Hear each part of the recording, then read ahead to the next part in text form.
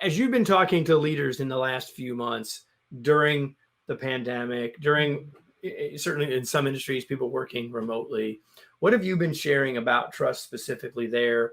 Or do you have advice for people if if they lead a remote or a hybrid team around trust?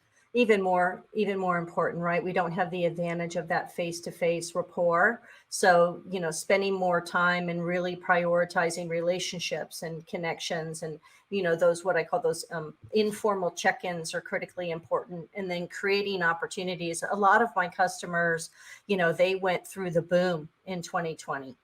They were in an industry that was they were growing exponentially.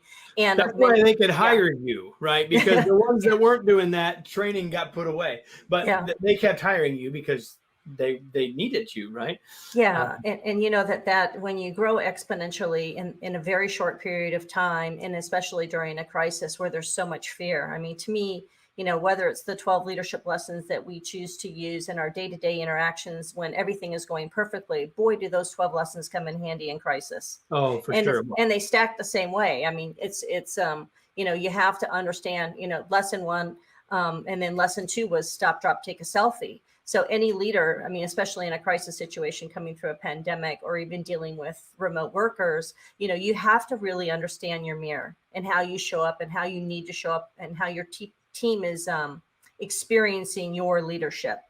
Yeah. And that is vitally important. We have to constantly recalibrate ourselves. As our teams change and evolve, we have to move with them and always try and stay out in front of it. But trust is something that becomes ever more important when we're talking about remote workers.